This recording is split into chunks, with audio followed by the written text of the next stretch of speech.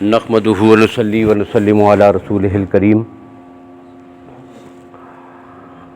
اما بعد فاعوذ باللہ من الشیطان الرجیم بسم اللہ الرحمن الرحیم کلا انہا تذکرہ فمن شاء ذکرہ فی صحف مکرمۃ مرفوعۃ مطہرہ بأیدی سفرۃ کرام بررہ صدق اللہ العظیم۔ سیدنا حضرت معاویہ رضی اللہ تعالیٰ عنہ کے تعارف میں کچھ باتیں اس سے پہلے آپ نے سماعت فرما لی ہیں۔ نبی اکرم صلی اللہ علیہ وسلم کے ساتھ آپ کے قریب کے متعدد رشتے تھے۔ ایک رشتہ یہ تھا کہ حضرت معاویہ رضی اللہ تعالیٰ عنہ کی بیوی کا نام ہے قریبۃ الصغریٰ،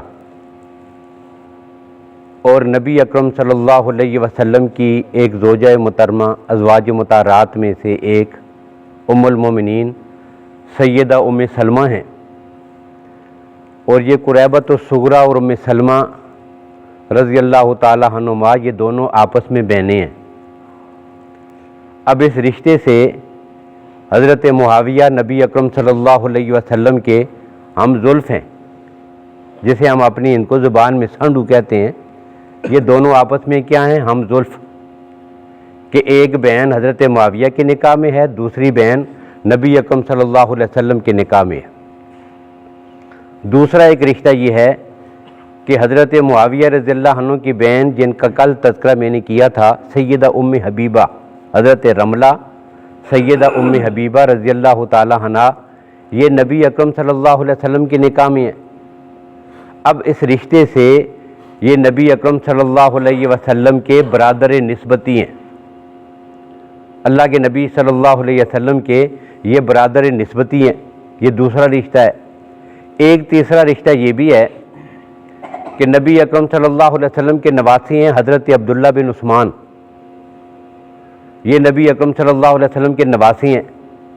ان کا نکاح ہوا تھا حضرت معاویہ رضی اللہ عنہ کی بیٹی حضرت رملہ کے ساتھ، یعنی نبی اکرم صلی اللہ علیہ وسلم کے نواسی عبداللہ حضرت معاویہ کے داماد ہیں۔ یہ تین رشتے ہیں۔ اس کے علاوہ پھر یہی سلسلہ جو اوپر سے رشتوں کا چل رہا تھا، یہی آخر تک آگے ان کی نسلوں میں یہ سلسلے، ان کی عورت ہے، ان کا لڑکا ہے، ان کا لڑکا ہے تو ان کی لڑکی ہے، تو یہ سلسلے آپس میں مسلسل یہ رشتے چلے جا رہے ہیں۔ تو یہ آپس میں ان کی رشتہ داریاں ہیں۔ اب یہ کون شخص ہے؟ ترمذی شریف کی روایت ہے کہ نبی اکرم صلی اللہ علیہ وسلم نے ان کے لیے یہ الفاظ استعمال فرمائے تھے، اللہم اجعلہ ہادیا مادیا واہد بہ، یا اللہ اسے ہادی اور مادی بنا دے، یا اللہ اس کے ذریعے آگے ہدایت کے چشمے چلا دے۔ اب جس کے متعلق یہ دعا ہو، اسے ہادی بنا دے، اسے مادی بنا دے، اس کے ذریعے آگے ہدایت کی راہیں کھول دے۔ اب اندازہ کریں کہ وہ کتنی بڑی شخصیت ہوگی۔ آپ نے اسلام قبول کیا تھا عمرۃ القضاء سے پہلے، یعنی فتح مکہ کے وقت اگر اسلام قبول کرتے تو تب بھی بڑی عظمت والے ہوتے کہ مقام صحابیت نبوت کے بعد سب سے بلند ترین مقام ہے، وہ آپ کو میسر ہی آ جاتا۔ لیکن آپ نے جو اسلام قبول کیا ہے وہ صلح حدیبیہ کے بعد جو عمرہ ادا کیا تھا اللہ کے نبی صلی اللہ علیہ وسلم نے، اس سے پہلے آپ مسلمان ہو چکے تھے۔ اور اس کی ایک بڑی دلیل کیا ہے کہ سن 6 ہجری میں اللہ کے نبی صلی اللہ علیہ وسلم حدیبیہ کے مقام پر تشریف لے گئے تھے، وہاں سے معاہدہ ہوا، واپس آ گئے، مکہ میں انہیں داخل نہیں ہونے دیا گیا۔ اب یہ جو عمرہ کی آپ نے نیت کر لی تھی تو ظاہر ہے اب اس کو دوبارہ ادا کرنا ضروری ہے۔ اب کیا ہوا؟ 1 سال کے بعد اللہ کے نبی پھر گئے اپنے صحابہ کو لے کر کہ اب ہم نے وہ جو صاحب کا جو عمرہ تھا جو رہ گیا تھا اس کی قضا کرنی ہے۔ اب اس عمرے کو کیا کہتے ہیں؟ عمرۃ القضاء۔ اب جب یہ عمرہ فرما چکے اللہ کے نبی، احرام کھولنے کا وقت تھا، تو اس وقت یا تو سر کو منڈاتے ہیں یا بال کٹواتے ہیں۔ احرام کھولتے وقت سر منڈوانا ہوتا ہے یا بال کو کٹوانا ہوتا ہے۔ اب جب اللہ کے نبی صلی اللہ علیہ وسلم نے حج فرمایا تھا حجۃ الوداع کے موقع پر، تو اس وقت آپ نے اپنا سر منڈوایا تھا، منڈوانے میں زیادہ فضیلت ہے۔ لیکن جب آپ نے عمرۃ القضاء فرمایا تھا تو اس کے بعد آپ نے اپنے بال جو ہے وہ منڈوائے نہیں تھے، بلکہ آپ کے بال مبارک جو ہے وہ کاٹے گئے تھے۔ اب یہ بال کس نے کاٹے تھے؟ تو یہ بال نبی اکرم صلی اللہ علیہ وسلم کے حضرت معاویہ رضی اللہ عنہ نے کاٹے تھے۔ اب جو لوگ کہتے ہیں نہیں جی یہ تو بہت بعد میں مسلمان ہوئے تھے، مکہ فتح ہوا تو اس کے بعد آئے تھے اور مسلمان ہوئے تھے، تو کیا یہ غیر مسلم نے حدیبیہ کے مقام پہ وہاں پہنچ گیا تھا عمرۃ القضاء کے موقع پر، اور اسے اللہ کے نبی نے فرمایا تھا آؤ میرے بال کاٹو؟ مسلمان اور صحابہ میں سے کوئی بھی نہیں تھا کہ جو کینچی لے کر آپ صلی اللہ علیہ وسلم کے منہ مبارک اور آپ کے مبارک بال کاٹ دیتا۔ تو پتہ یہ چلا کہ اس سے پہلے آپ مسلمان ہو چکے تھے، اسی وجہ سے اللہ کے نبی صلی اللہ علیہ وسلم نے یہ ان کو فرمایا، تو یہ شرف بھی آپ کو حاصل ہوا ہے۔ اور کون ہیں کہ جن کے لیے ایک بار نہیں بار بار اللہ کے نبی صلی اللہ علیہ وسلم ان کو دعاؤں سے نوازتے ہیں۔ اور یہ ایسا صاحب علم شخص تھا کہ مورخین نے لکھا، علامہ بلادری بہت بڑا ایک مورخ ہے، اس نے اپنی کتاب میں لکھا کہ جب اللہ کے نبی صلی اللہ علیہ وسلم نے عرب کی دھرتی پر اعلان نبوت فرمایا تھا تو پورے عرب میں 17 آدمی تھے جن کو لکھنا آتا تھا، جو لکھنا جانتے تھے۔ ان 17 آدمیوں میں سے ایک آدمی ہیں حضرت معاویہ بن ابی سفیان۔ ان کو والد نے یہ سکھا دیا تھا، یہ سارے گور جہاد کے، لڑنے کے، جنگوں کے، یہ ساری چیزیں انہوں نے پہلے سے سیکھی ہوئی تھیں۔ پڑھنا اور لکھنا یہ وہ جانتے تھے۔ اور لکھائی میں ایک مشہور خط ہے جس کو خط دیوان کہتے ہیں۔ یہ لکھائی ہے نا، اس کی مختلف اقسام ہوتی ہیں۔ ہمارے یہاں جو اردو کا خط ہوتا ہے نا اس کو نستعلیق کہتے ہیں۔ یہ ہمارے یہاں جو اردو چلتی ہے ساری کتابیں لکھی ہوتی ہیں، یہ خط نستعلیق ہے۔ قرآن پاک جو عمومی طور پر ہمارے پاس لکھے ہوئے ہیں یہ خط نسخ ہے۔ پھر خط نسخ کی بہت ساری اقسام ہیں، اس میں خط رقہ ہے، خط ثلث ہے، اور پھر جو ہے وہ ہمارے پاس خط ثلث نسخ میں ہی ایک قسم ہے جس کو خط دیوان کہتے ہیں، بہت خوبصورت قسم کی ایک قسم ہے۔ اب یہ لکھائی کی یہ جو قسم ہے نا، یہ ایجاد ہی حضرت معاویہ رضی اللہ تعالیٰ عنہ کی ہے۔ تو یہ وہ شخص تھا۔ اور پھر اسلام قبول کرنے سے پہلے مکی دور میں ابو سفیان کی قیادت میں جنگیں لڑی گئیں نبی اکرم صلی اللہ علیہ وسلم کے خلاف، وہ ان کے والد ہیں۔ لیکن کیا مجال ہے کہ کسی ایک جنگ میں بھی حضرت معاویہ اپنے والد کے ساتھ مسلمانوں کے مقابلے میں آئے ہوں؟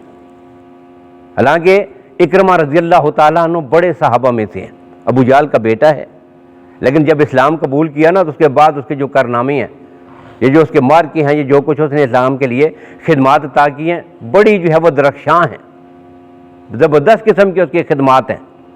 لیکن جب سابقہ زندگی پہ آدمی نظر ڈالتا ہے تو وہ تلوار لے کر اپنے والد کے ساتھ مسلمانوں کے مقابلے میں میدان میں آیا ہے، اور جو بڑے بڑے سردار تھے ان کے بیٹے جوان جو تھے وہ میدان میں آئے ہیں۔ لیکن کیا وجہ ہے کہ ابو سفیان اور سیدہ ہند کا بیٹا نہ معاویہ میدان میں کبھی آیا، والد جو ہے وہ قیادت کر رہا ہے، بیٹے گھر میں بیٹھے ہیں، کبھی نہیں آئے تلوار لے کر، نہ حضرت معاویہ آئے ہیں نہ معاویہ کا دوسرا بھائی یزید بن ابی سفیان آیا، دونوں جو نوجوان ہیں یہ دونوں نہیں آئے۔ اور سیرت نگاروں نے لکھا کہ کیوں نہیں آئے؟ ایک وجہ یہ ہو سکتی ہے کہ ان کے والدین نے کبھی ان کو اس طرف لایا ہی نہیں۔ ایک ہوتا ہے نا خاص قسم کا بغض اور تعصب، اور جس کی بنیاد پر آدمی اپنے نوجوان کی تربیت کرتا رہتا ہے کہ بیٹا یہ ہمارے دشمن ہیں، ان کو نہیں چھوڑنا، ان کے پیچھے ہی پڑے رہنا ہے۔ یہ ابو جہل جیسا مزاج تھا، وہ اس نے لگایا ہوا تھا اپنی اولاد کو، اور وہ لگے ہوئے تھے اسی کام کے پیچھے۔ دوسرے کافر تھے، ان کی اولادیں تھیں، وہ لگی ہوئی تھی، لیکن حالت کفر میں بھی اس کے والدین نے کبھی نہیں کہا، انہوں نے کہا کہ بھائی ہم جو کر رہے ہیں وہ ایک الگ چیز ہے، لیکن اولاد کو اس کام میں انہوں نے ڈالا ہی نہیں ہے، نہ کبھی اس پہ انہوں نے زبردستی ان کو اس کام پہ لایا ہے۔ ایک وجہ یہ ہے، اور دوسری وجہ بڑی دلچسپ ہے جو مفسرین اور سیرت نگاروں نے لکھی، وہ کیا؟ اللہ کی ذات کے علم میں تھا کہ یہ معاویہ وہ ہے کہ جب میرے نبی پہ قرآن نازل ہوگا نا تو یہ اپنے ہاتھوں سے اس قرآن کو لکھے گا۔ کل آگے چل کر جن ہاتھوں نے قرآن لکھنا تھا، اللہ اس ہاتھوں میں اسلام کے خلاف تلوار دینا ہی نہیں چاہتے۔ وہ ہاتھ کیسے تلوار اٹھائیں اسلام کے خلاف کہ جن ہاتھوں نے کل قلم اٹھا کر قرآن کی وحی کو لکھنا ہے؟ اور وحی اللہ کے نبی صلی اللہ علیہ وسلم خود فرماتے ہیں کہ معاویہ میں نے تجھے اپنی مرضی سے یہ کام سپرد نہیں کیا ہے، یہ کوئی تھوڑا سا کام ہے، یہ تھوڑے اعتماد کی بات ہے، یہ تھوڑی بڑی امانت داری ہے کہ کسی کو اس کا ہم جو ہے وہ تھوڑا سا بھی کسی میں فرق سمجھے نا، اس کو اپنا کوئی کام اس کے سپرد نہیں کرتے، یہ خراب کر دے گا، یہ اس کو بگاڑے گا، کوئی گڑبڑ کر دے گا۔ لیکن اتنا بڑا کام اور اتنی بڑا جو ہے وہ منصب اور عہدہ کہ وحی نازل ہو رہی ہے اور اس کو لکھنا ہے، اتنا بڑا اعتماد کر کے، اور اعتماد بھی کیسے کیا، اللہ نے وحی کے ذریعے بتایا ہے۔ سید عائشہ رضی اللہ تعالیٰ عنہ فرماتی ہیں، روایت ہے، فرماتی ہیں کہ ایک موقع پر اللہ کے نبی صلی اللہ علیہ وسلم ام حبیبہ کے حجرے میں تشریف فرما تھے، اپنی زوجہ محترمہ سیدہ ام حبیبہ کے گھر میں تھے۔ یہ کون ہے؟ حضرت معاویہ کی بہن۔ اب ان کے گھر میں حجرہ میں بیٹھے ہوئے تھے، اتنے میں کسی نے دروازہ کھٹکھٹایا۔ اللہ کے نبی نے پوچھا، ہاں بھائی کون ہے؟ پتہ چلا معاویہ آیا ہے۔ اللہ کے نبی نے فرمایا اندر آ جائیے۔ اب حضرت معاویہ اندر تشریف لے گئے، جا کے بیٹھ کے، ادھر اللہ کے نبی تشریف فرمائے، یہ بھی سامنے بیٹھ گئے۔ اب باتیں ہو رہی ہیں، باتوں باتوں میں اللہ کے نبی نے دیکھا کہ حضرت معاویہ کے کانوں کے اوپر ایک قلم رکھا ہوا ہے، جس طرح ہمارے یہاں پنسل یا قلم یا کانوں کے اوپر رکھ لیتے ہیں، تو کانوں کے اوپر ایک قلم بنا ہوا، کانوں کے اوپر رکھا ہوا ہے۔ اللہ کے نبی نے پوچھا، معاویہ یہ کیوں رکھا ہوا ہے؟ کہتے ہیں، یا رسول اللہ، آپ نے جو میری ڈیوٹی لگا دی ہے، وہی نازل ہوتی ہے تو آپ مجھے حکم کرتے ہیں اور میں آ کے وہ قرآن لکھ لیتا ہوں، تو جب بھی آپ مجھے بلائیں گے تاکہ دیر ہی نہ لگے، بس آپ کہیں اور میں پہنچ جاؤں، یہ میں نے پہلے سے تیار کر کے رکھا ہوا ہے۔ اب اللہ کے نبی فرماتے ہیں، معاویہ اللہ تجھے اس کا بہترین بدلہ عطا کرے، میں نے تجھے اپنی مرضی سے نہیں، اللہ کی وحی کے ذریعے قرآن کا کاتب مقرر کیا ہے۔ یہ ہے جی، اور ویسے بھی پکی بات یہی ہے کہ میرے نبی کا کوئی قول یا آپ کا کوئی فعل وحی کے بغیر ہوتا ہی نہیں۔ اللہ قرآن میں کہتے ہیں نا، وَمَا يَنطِقُ عَنِ الْهَوَىٰ إِنْ هُوَ إِلَّا وَحْيٌ يُوحَىٰ، کہ میرا پیغمبر اپنی زبان سے ایک لفظ بھی نہیں نکالتا کہ جب تک اللہ وحی کے ذریعے اپنے نبی کی رہنمائی نہ فرما دے، تو وحی کے ذریعے مقرر کیے گئے۔ اور وحی کے ذریعے بھی کیسے؟ حضرت ابن عباس رضی اللہ تعالیٰ عنہ کی روایت ہے، اور یہ نبی اکرم صلی اللہ علیہ وسلم کے چچا زاد بھائی ہیں، حضرت علی رضی اللہ عنہ کے بھی چچا زاد بھائی ہیں۔ ابن عباس اس امت کا سب سے بڑا مفسر ہیں، وہ روایت کرتے ہیں، کہتے ہیں کہ اللہ کے نبی صلی اللہ علیہ وسلم کے پاس جبریل امین آئے آسمانوں سے، اللہ نے جبریل امین کو بھیجا، اور جبریل نے آ کر کیا کہا، استوص بمعاویۃ فإنہ امین علی کتاب اللہ، کہ یا رسول اللہ، اللہ حکم فرماتے ہیں کہ حضرت معاویہ کی خصوصی تربیت، اس پہ نظر رکھیے، اس کی خصوصی تربیت کا اہتمام کیجیے، حضرت معاویہ کا خصوصی خیال رکھیں۔ کیوں؟ انہ امین علی کتاب اللہ، اس کو اللہ کے قرآن کا ہم نے امین بنانا ہے۔ اب یہ امین بنانا کیا ہے؟ قرآن لکھنا ہے اس نے۔ اب یہاں اللہ کے نبی صلی اللہ علیہ وسلم کے سامنے یہ الفاظ نہیں ہے کہ استوص بمعاویہ فإنہ کاتب علی کتاب اللہ، کہ یہ اللہ کی کتاب کا کاتب ہوگا، یہ نہیں کہا، پہلے ہی اللہ نے کہہ دیا امین علی کتاب اللہ۔ کیوں ایسا کہا؟ اگلے جملے میں اللہ کے نبی نے خود وضاحت فرمائی، وَنِعْمَ الْأَمِينُ هُوَ، اس لیے کہ دھرتی پر اس سے بڑا امانت دار کوئی نہیں ہے، اس کے ذمہ یہ ڈیوٹی لگنی ہے، لہذا اس بنیاد پر آپ جو ہے وہ اس کی تربیت فرمائیں۔ کل اس نے اپنے ہاتھوں سے قرآن پاک لکھنا ہے، تو وحی کے ذریعے ہوا۔ اب اسی حدیث میں جو سیدہ عائشہ رضی اللہ تعالیٰ عنہ کی روایت ہے، اللہ کے نبی صلی اللہ علیہ وسلم نے فرمایا، میں نے وحی کے ذریعے یہ ڈیوٹی تیری میں نے لگا دی ہے۔ اور پھر کیا ہوا؟ اللہ کے نبی صلی اللہ علیہ وسلم حضرت معاویہ سے وہاں پر ایک بات اور ارشاد فرماتے ہیں، کہتے ہیں، معاویہ بتاؤ اس وقت کیا کیفیت ہوگی کہ جب اللہ کی ذات تجھے خلافت کی قمیض پہنائیں گے، تجھے اللہ کی ذات جو ہے وہ خلیفہ بنائیں گے، مسلمانوں کا خلیفہ ہوگا، حکومت تیرے ہاتھ میں آئے گی، اور اسلام کا پورا نظام وہ تیرے ذریعے سے دنیا میں چلے گا، اس وقت تیری کیا کیفیت ہوگی؟ اب ظاہر ہے بہن بھی پاس باتیں سن رہی ہے نا، سیدہ ام حبیبہ بھی سن رہی ہیں، یہ قسم پرسی کا عالم ہے، اور ایسا بھی وقت آئے گا کہ میرا بھائی جو ہے وہ خلیفہ بنے، امیر المومنین بنے، ظاہر ہے بہن کے لیے بڑی خوشی کی بات ہوتی ہے۔ اب جب سیدہ ام حبیبہ نے یہ بات سنی نا، تو وہ بھی حضور صلی اللہ علیہ وسلم کے بالکل قریب اور درمیان میں آ گئیں، کہتی ہیں، یا رسول اللہ، آپ یہ کیا بات ارشاد فرما رہی ہیں؟ آپ نے یہ جو پیشن گوئی فرمائی، اللہ میرے بھائی معاویہ کو خلافت عطا کریں گے، تو کیا ان کو خلافت کی قمیض پہنائی جائے گی، خلافت ملے گی؟ اب اللہ کے نبی نے فرمایا، ہاں ام حبیبہ، تیرے بھائی معاویہ کو خلافت ملے گی، لیکن اس میں مشکلات بہت ہوں گی، مشکلات ہوں گی۔ اب بہن کہتی ہے اپنے بھائی کے لیے سفارش کرتی ہے، یا رسول اللہ آپ جو ہے وہ اس کے لیے دعا فرمائیں، اللہ میرے بھائی کی وہ مشکلیں بھی آسان کر دیں۔ اب اس موقع پر بھی پھر اللہ کے نبی نے ہاتھ اٹھا لیے، کیا کہا؟ اللہم اہدہ بالہدی وجنبہ الردی واغفر لہ فی الآخرۃ والأولی، یا اللہ حضرت معاویہ کی رہنمائی فرما دینا، جب اسے خلافت اور حکومت ملے اس میں یا اللہ تو خود اس کی رہنمائی فرمانا، وجنبہ الردی، یا اللہ اس کو کوئی مشقت اور پریشانیاں آئیں اس کی پریشانیاں اور مشقتیں بھی دور فرما دے، یا اللہ بتقاضۂ بشریت اس سے کوئی غلطی ہو جائے تو میں محمد تجھ سے مانگتا ہوں واغفر لہ فی الآخرۃ والأولی، دنیا اور آخرت میں اس کی کوتاہیوں کو بھی معاف فرما دینا۔ یہ ہے جی وہ شخص، آپ اندازہ کریں کتنی عظمت والے لوگ ہیں۔ ہم نے کیا منظر پیش کیا ہوا ہے دنیا کے سامنے، ہم کیا دکھانا چاہتے ہیں یہ کون ہے؟ اللہ کے نبی نے تربیت کی ہے، یہ اللہ کے نبی صلی اللہ علیہ وسلم کا منصب تھا، وہ یزکیہم، یہ اس سے مزکی اور مصفہ اور پاک صاف کیے ہوئے لوگ ہیں، یہ وہ شخصیات ہیں۔ اور یہ کیسا شخص ہے؟ حدیث میں اللہ کے نبی صلی اللہ علیہ وسلم نے اس کے لیے یہ دعا بھی فرمائی تھی کہ یا اللہ حضرت معاویہ کو علمہ الکتاب، قرآن پاک کا علم بھی عطا فرما دے، جو قرآن یہ ہاتھوں سے لکھتا ہے یا اللہ اس کے معارف، اس کے اسرار، اس کی تشریحات، اس کی تفاسیر، اس کا علم یہ بھی حضرت معاویہ کو عطا کر دے۔ دوسرا کیا کہا؟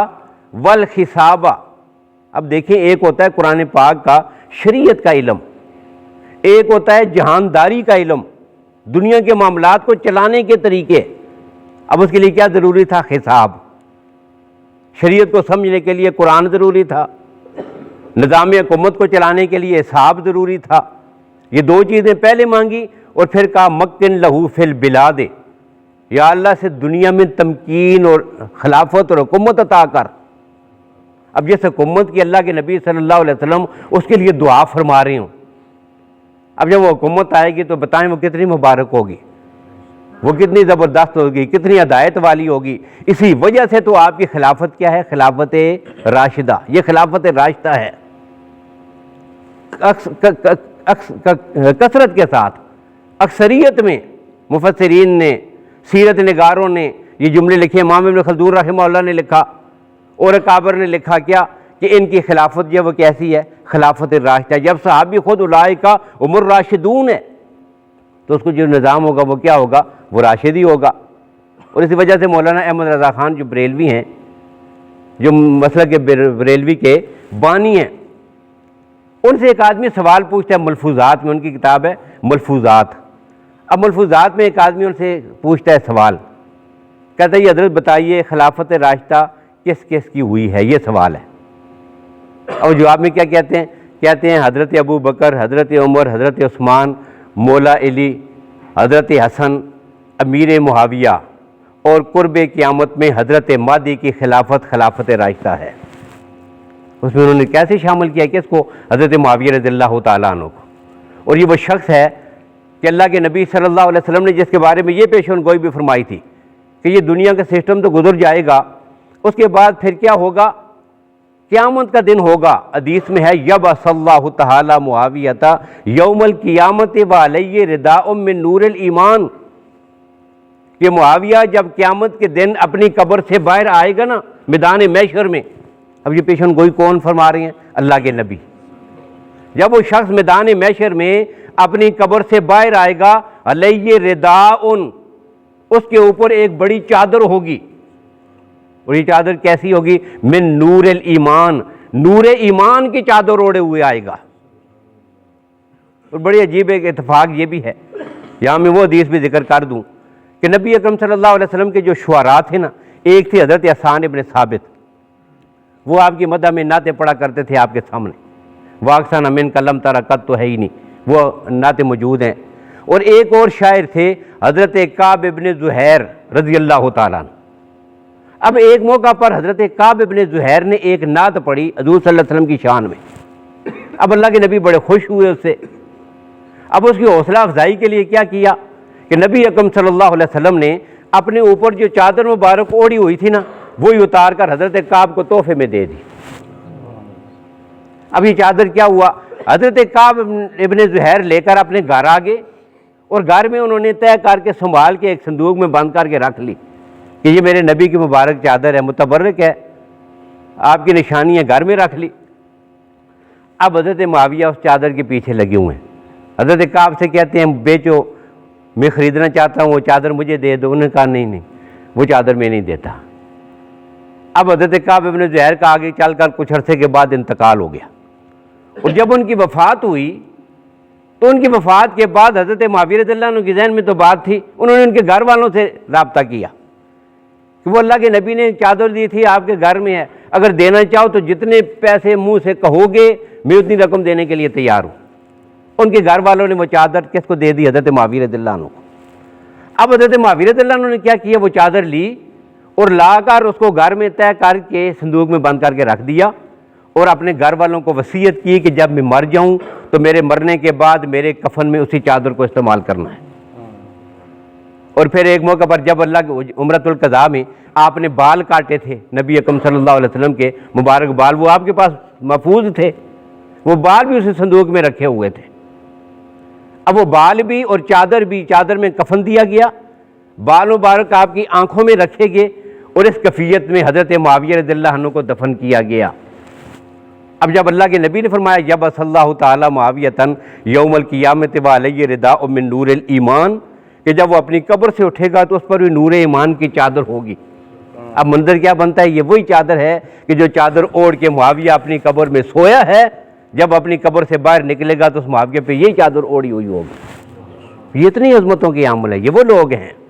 اور حضرت حسن ابن علی کہتے ہیں رضی اللہ تعالیٰ عنہ، آخری حدیث ذکر کر رہا ہوں، باقی گفتگو انشاءاللہ آئندہ۔ حسن ابن علی کہتے ہیں رضی اللہ تعالیٰ عنہ، نبی اکرم صلی اللہ علیہ وسلم کے نواسے، کہتے ہیں میں نے اپنے والد گرامی سیدنا علی المرتضیٰ رضی اللہ عنہ سے یہ بات سنی ہے، اور سیدنا علی رضی اللہ عنہ فرماتے ہیں سمیت رسول اللہ، میں نے اللہ کے نبی صلی اللہ علیہ وسلم سے یہ بات سنی ہے، اور اللہ کے نبی فرما رہے تھے لا تذهب الايام والليالي حتى يملك معاویہ، لوگوں ایک وقت آئے گا، یہ گردش لیل و نہار چلتے چلتے ایک وقت ایسا آئے گا کہ اللہ کی ذات حضرت معاویہ کو خلافت عطا کریں گے۔ یہ پیغمبر کی پیشن گوئی کے عین مطابق یہ وہ لوگ تھے کہ جنہوں نے پھر آگے چل کر اسلام کا دفاع کیا ہے، اللہ کے نبی کے دیے ہوئے نظام کو دنیا میں چلایا ہے، اور خلافت راشدہ کے علم کو بلند کیا ہے۔ آدھی دنیا پر 20 سال تک اللہ نے جس کے ذریعے نظام خلافت کو قائم رکھا، یہ وہ شخصیت ہے سیدنا معاویہ بن ابی سفیان رضی اللہ تعالیٰ عنہ کی۔ اب باقی احادیث اور ان کی وضاحت جو ہے وہ انشاءاللہ آئندہ کی گفتگو میں آئے گی۔ اللہ تعالیٰ میں تمام صحابہ کرام آل بیت اعظام کی سچی محبت اور عقیدت نصیب فرمائے۔